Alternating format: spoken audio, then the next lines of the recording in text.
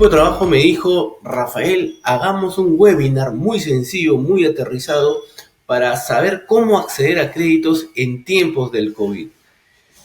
Todas las semanas me encargo de escuchar y recibir pedidos de diversas personas que me dicen, Rafael, ¿cómo accedo a un crédito? Y la verdad, con mucho lamento tengo que decir de que me sorprende a veces la ingenuidad o la simpleza como la gente cree que se puede acceder a un crédito. Hermano, hay una regla básica. El acceso a un crédito tiene tres parámetros, tres cuerpos elementales que toda institución lo va a revisar. El primer cuerpo es lo que yo llamo el know-how, el conocimiento. A raíz del crecimiento macroeconómico que hemos tenido en el país, los peruanos ya sabemos hacer algo. Tienes una panadería, ya sabes más o menos cómo fabricar tu pan, tienes una tienda, ya sabes más o menos cómo manejar tu logística, tienes una zapatería, tienes una pequeña empresa de servicios, tienes una empresa de ingeniería que hace proyectos inmobiliarios, hermano, tienes un know-how, eso es el saber cómo. Y obviamente cualquier institución lo primero que te va a decir es, si tú quieres un crédito, por ejemplo, para abrir un restaurante, ¿cuántos restaurantes has tenido en los últimos 5 años? No, no he tenido restaurante. Hermanito, cierran tu file y no te atienden. Porque es de elemental conocimiento primero saber a qué te dedicas, ¿ok? Entonces, si no, nunca has tenido un restaurante, hermano, ¿has estudiado chef? ¿Has trabajado en algún restaurante? ¿Has sido administrador? ¿Has sido gerente de una cadena? O sea, tienes que tener algún vínculo con el negocio donde vas a meter ese crédito que estás solicitando. Esto que parece elemental no todos lo entienden. Y ojo, tiene que ser en los últimos 5 años. No puede ser, mira, yo sí estudié chef hace 20 años. Mira, yo tuve un restaurante o mi familia tuvo un restaurante hace 10 años. No, o por ejemplo, quiero abrir un restaurante en Magdalena, perfecto. ¿Has tenido algún negocio, Magdalena? No, no he tenido Magdalena, lo he tenido en Trujillo. Es otro mercado, ¿ok? Entonces, la idea es que tú conozcas que el primer cuerpo de análisis al pedir un crédito es el know-how, el saber hacer el negocio en el tiempo reciente, en los últimos 5 años, y tener algún tipo de vinculación con el negocio. Será más fácil, obviamente, acceder a un crédito cuando lo que tú quieres es abrir una nueva tienda, ampliar tu negocio o, por ejemplo, capital para hacer un nuevo edificio. Si tú eres ingeniero y haces proyectos inmobiliarios. Mira, yo ya hice este edificio de 3 pisos, lo hice en Jesús María, lo hice acá en Magdalena y ahora voy a hacer un nuevo edificio en Pueblo Libre. Fenomenal. Ahí sí, porque tienes experiencia. Otro error frecuente que yo veo es que dicen, no, mira, lo que pasa es que yo cerré mi empresa anterior por diversas razones y ahora lo voy a hacer con una nueva razón social.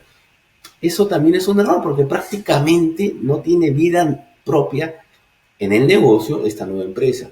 Entonces ahí hay que acreditar la vinculación, hay que ver si los accionistas son los mismos, que generalmente no lo hacen así. Si al gerente general de la anterior empresa es el mismo de ahora, porque normalmente cuando uno cierra una empresa es porque tuvo algún problema, hablemos las cosas claras. Entonces no pones a los mismos accionistas o no pones al mismo gerente porque tiene algún chicharrón. Entonces es importante que se acredite algún tipo de vinculación con ese negocio. Ese es el primer cuerpo, pero no el único, ¿ok? El segundo cuerpo es tu información financiera.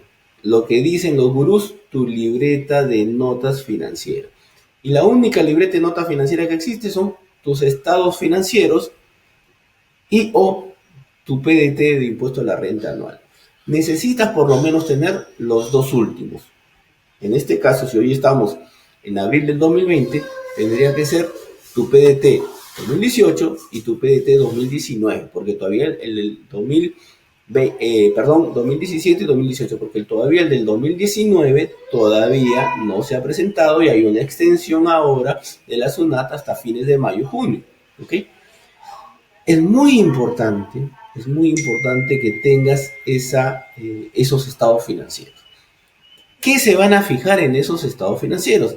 Se van a fijar en dos cosas. Primero, se van a fijar cuánto es tu capital social. Muchas empresas no tienen nada de capital social, básicamente 1.000 soles, que es el monto mínimo con el cual se acostumbra ahora a abrir una empresa. Después, y eso hace que, digamos, si tú vas a pedir un crédito de 100.000 soles y tienes un capital de 1.000, la lógica dice, oye, el que te va a prestar el dinero dice, oye hermanito, tú pides que yo me moje con 100.000 soles y tú solo has puesto 1.000 soles, no hace sentido, ¿no? Entonces, lo primero que se van a fijar es un capital social. Ahora la ley te permite algunas ventajas, puedes aumentar tu capital social con bienes muebles, con inmuebles. Trata tú de buscar una fórmula ingeniosa. Si necesitas algún apoyo te puedo sugerir algunos datos, pero cualquier abogado sabe cómo ahora uno puede tener un monto de capital social interesante. Claro está que no tampoco son tan tontos, van a ir a tu anexo de tu estado financiero y ahí van a ver cuánto es cash, cuánto es bienes muebles, cuánto es inmuebles. Ese que escuchan es mi hijo, disculpen ustedes, pero acá estamos tratando de hacer las cosas como podemos. El segundo ítem financiero que ven definitivamente es tu nivel de ventas. Es decir, cuánto has vendido en todo el año anterior. Si tú quieres un crédito de 100.000 soles y solo has vendido 1.000 soles en el año, 5.000 soles, no hace sentido, no hay simetría. ¿Ok? Hay una regla financiera entre los bancos que dicen que tus ventas anuales no pueden ser menor al 20% del monto del crédito que tú estás pidiendo. Entonces ahí tú ya tienes una pauta. Si quieres un crédito de 50.000 soles, el 20% será 10.000. No te digo que con eso te aseguro, pero es una pauta. Si tú tienes algo menos de eso, ya empiezas mal. Es muy importante entonces acreditar tus ventas en el año. El tercer tema que de todas maneras se van a fijar es tu ratio de endeudamiento. Es decir, van a hacer una ecuación entre cuánto es lo que hoy debes y que está reflejado en tus estados financieros y cuánto es el monto de tu patrimonio. Como todos ustedes saben, el balance general tiene tres cuerpos: activo, pasivo y patrimonio. Entonces, en el lado derecho, que tienes pasivo y patrimonio, simplemente hay que dividir el total de tus pasivos entre tu patrimonio. Y esa división no puede ser mayor de 3-1. Es decir, tu pasivo como 3 y tu patrimonio como 1. Eso es lo máximo. Vamos a poner un ejemplo. Si tú tienes un pasivo como 50.000 y tu patrimonio es como 5.000, entonces tú haces esa división y verás que tu pasivo es 10 veces a 1 tu capital, tu patrimonio. Consecuentemente, se excede lejos el 3-1 que yo te digo. Lo ideal, obviamente, es que sea 1-1, uno como pasivo, uno como patrimonio, o menos de 1, obviamente, pero por la vorágine de los negocios esto es muy difícil. Entonces, la banca es, digamos, comprensiva a ello y te acepta que tú tengas un 2-1 y un máximo de 3 como pasivo y 1 como patrimonio. Por eso es muy importante también dentro del pasivo hacer un análisis, porque ¿qué es lo que sucede? ¿Qué es lo que mata normalmente a todas las empresas? Cuando el pasivo es de corto plazo, lo que se llama como el pasivo corriente, es decir, los pagarés que a veces los bancos te dan a 30 días, a 60 días, eso te mata. Ahora que no hay movimiento, la falta de liquidez te va a matar. Entonces, es bueno que hagas una estrategia de pasar ese pasivo de corto plazo a un pasivo de largo plazo. Es decir, a 6 meses, un año, más de un año. Y hay algunos mecanismos. Yo te puedo sugerir que, por ejemplo, evalúes la posibilidad de sustituir al acreedor de corto plazo con un acreedor de largo plazo. Ahí tienes una excelente opción con los fondos de inversión que están siendo muy agresivos en hacer este tipo de operaciones de sustitución de acreedores.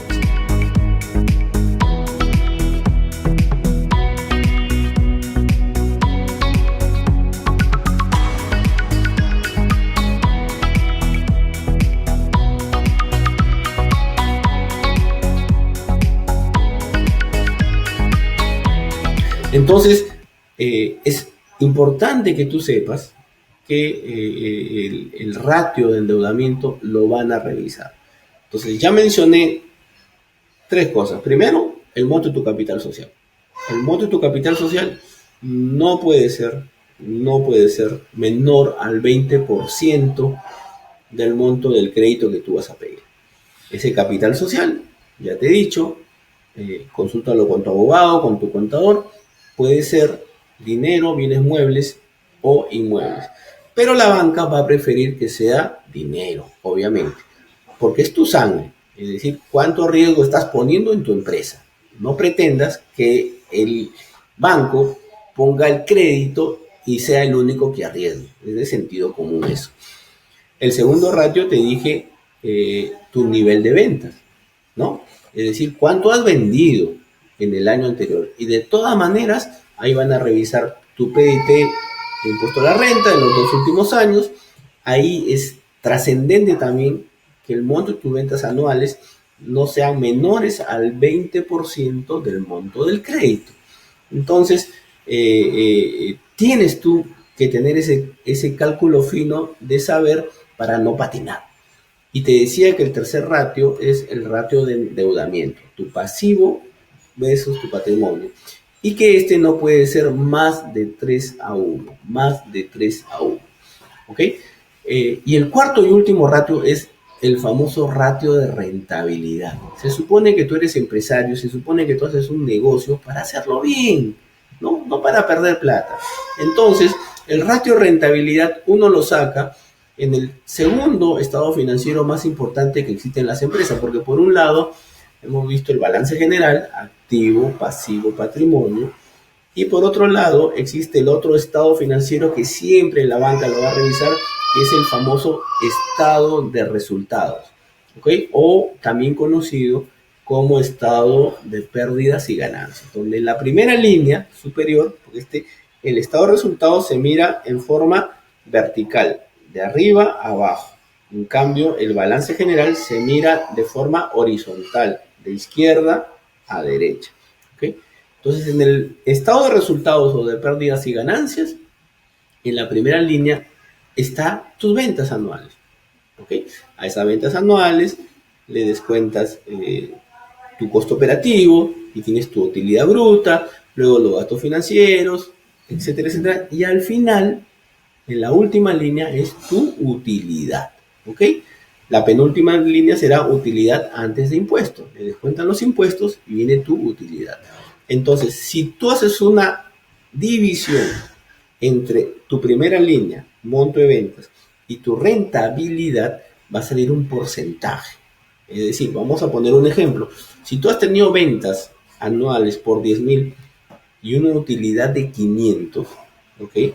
Significa que 10,000 entre 500 te va a salir a 5% de utilidad. Y ese 5% es tu ratio de rentabilidad, que es el cuarto ítem, cuarto ratio financiero que van a revisar. Porque como te digo, tú haces negocio para hacerlo bien, para tener una utilidad. La utilidad mínima que te van a exigir siempre es del 5%.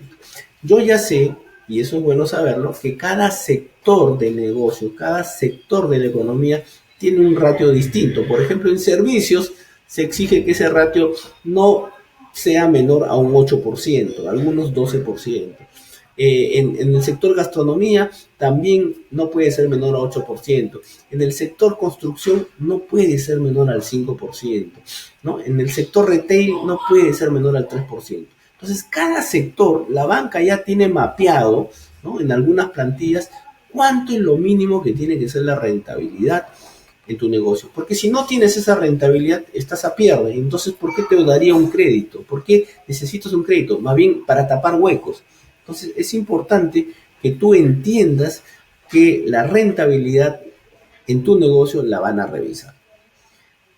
Yo creo que si tú empiezas a pensar seriamente en estos 4 ratios que te acabo de dar, que es el segundo cuerpo de lo que revisa la banca, tú ya comienzas a mirar y comienzas a pensar si realmente vas bien o no vas bien en tu crédito. Recuerda, hemos hablado de tu experiencia en el negocio, lo que se llama el know-how, el saber cómo, que no puede ser mayor a los últimos 5 años, que tiene que ser similar con la actividad que ahora quieres pedir, ¿ok? Que tiene que tener directa vinculación, ¿ok? Segundo cuerpo, la información financiera. Te he hablado de 4 ratios: monto en tu capital social, el nivel de tus ventas respecto del monto del crédito. Te he hablado de tu ratio de endeudamiento, que no puede ser mayor a 3:1. Y finalmente te he hablado del ratio de rentabilidad, que es muy importante para evaluar si estás haciendo bien las cosas. ¿Okay? El tercer y último cuerpo, básicos, porque yo te estoy dando una orientación de finanzas básica. Esto es lo que se llama como una simulación que estamos haciendo del análisis de riesgo crediticio que hacen las áreas de crédito de los bancos. Esto es lo básico. El tercer cuerpo es lo que se llama la viabilidad del negocio o del proyecto donde te estás involucrando. Es decir, van a entrar a revisar tu proyecto. O sea, ¿en qué vas a invertir? Porque ya tienes experiencia, primer cuerpo. Ya informaste tus ratios financieros. Ahora vas a demostrar en qué lo vas a meter y si ese negocio, proyecto, ampliación es rentable, es viable o no. Entonces ahí te van a pedir tu presupuesto. De todas maneras, y ahí vas a tener que abrirte con la entidad y decir, mira, estos son los costos que voy a tener, estas son mis proyecciones que voy a tener de ingresos y esta es mi rentabilidad. El presupuesto tiene que estar lo más detallado posible. El presupuesto tiene que tener también un calendario de ejecución, ¿ok? Ese calendario de ejecución tiene que estar compuesto de un flujo de ingresos y egresos. En ese flujo, ahí el analista del banco va a poder saber los tiempos de adquisición de material, los tiempos de adquisición de insumos, los tiempos de importación de productos, ¿ok? Y los tiempos de egresos e ingresos, porque también en esa secuencia, en esa calendarización que vas a tener, se va a evaluar qué ingresos potenciales parciales vas a ir teniendo durante la ejecución de tu proyecto. Y finalmente, van a hacer un pequeño estudio de mercado de esos costos, porque no es que te van a creer en todo lo que tú dices. Como dicen, el Excel aguanta todo. Tienes que tener mucho cuidado con ese presupuesto, tiene que estar hecho seriamente. No te digo que sea una tesis, pero tiene que estar seriamente hecho para que sea creíble ese presupuesto y sea sustentable. Ahora, por ejemplo, si tú quieres invertir ese crédito en un negocio que está sujeto a un pedido que te hace otra empresa, pues tendrás que acreditar la orden de compra, la orden de servicio, el borrador de contrato, ¿no? Y de esa forma tú podrás acreditar que este proyecto es viable. Si tú tienes que importar algún bien, tienes que demostrar la cotización de tu proveedor, ya sea nacional o extranjero, tienes que acreditar los costos de esa importación con una proyección de los costos de importación. Si tú tienes contratistas o proveedores que te van a dar insumos, tienes que también presentar esas cotizaciones, ¿no? Normalmente un proyecto se hace con subcontratas, entonces tienes que presentar la cotización de tu subcontratista. ¿Quién es tu subcontratista? Porque una cosa es, yo siempre digo, sobre todo con los constructores, una cosa, hermano, es que tú saques tu material después en Ferretería Lorito de la esquina, y otra cosa es que siempre lo saques, siempre compres tus materiales con una entidad proveedora de materiales de prestigio, ¿no? Entonces, otra cosa es que tú subcontrates a un subcontratista serio, ¿ok? O a Juan Pérez de la esquina que no tiene prestigio. ¿Por qué? Porque van a revisar a tus subcontratistas, van a entrar a las centrales de riesgo y van a evaluar cómo es el récord de esos subcontratistas. Ya todos sabemos también que Mucha agua ha corrido bajo el puente y hay gente pues que ha adulterado contratos para supuestamente acreditar experiencia. Entonces, todas esas cosas ya tienes que irlas dejando de lado. Tienes que conseguir unos buenos subcontratistas, unos buenos proveedores, van a evaluar también a tu cliente. No se trata de decir, oye, mira, esta minera me está contratando. Van a evaluar cada minera, van a saber de quién se trata. Como te digo, no estamos acá para engañarnos. Ya el analista de riesgo ya tiene una plantilla que lo va a revisar. Y estos serían los tres cuerpos básicos de un análisis de riesgo crediticio que yo te estoy dando el dato para que tú puedas, como se dice, filtrar y aterrizar tus expectativas. ¿Esto es lo único que ven? No, pero esto es lo básico, ¿ok? Con estos tres cuerpos bien hechos, yo creo que el porcentaje de viabilidad de tu crédito está ya en un 70%. Hay otras cosas más que se ven, se ve por ejemplo el recurso humano con el que cuentas, se ve los accionistas, los gerentes, se ve la maquinaria y equipos con los que tú tienes, si son propios o alquilados, se ven también quiénes son tus proveedores y al final se ven las garantías, es decir, cómo vas a coberturar, cómo vas a garantizar ese crédito que te van a dar. Mucha gente está equivocada y viene y me dice, Rafael, pero yo tengo un terreno grande, yo tengo 10 hectáreas que las puedo dar, tengo mi casa de playa, tengo mi local industrial. Y lo primero que yo le digo, hermano, tienes que tener en cuenta que el banco no es inmobiliaria, el banco no le interesa los inmuebles. Primero van a revisar los tres cuerpos que te he dicho. Tú saber cómo, tu información financiera y tu viabilidad del negocio.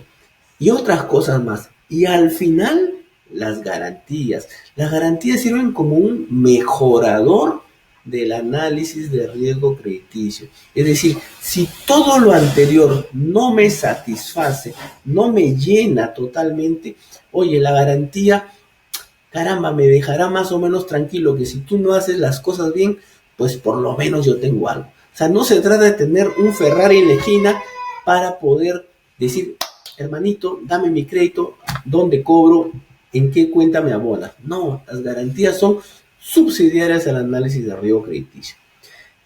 Querido amigo, yo espero haberte dado estas pautas básicas. Este es el inicio de una serie de webinars gratuitos que te vamos a dar con todo mi equipo de IT, el cual va a estar dispuesto a ayudarte, porque lo que se trata es acá es de salir de este momento difícil, es ponernos las pilas, hay que mirar las cosas positivas, solo los perdedores se van a dejar vencer, hermano, es el momento de la resiliencia, de la disrupción, hay que buscar nuevas cosas, el mundo ya cambió, tenemos que reinventarnos todos y de esa forma poder salir adelante.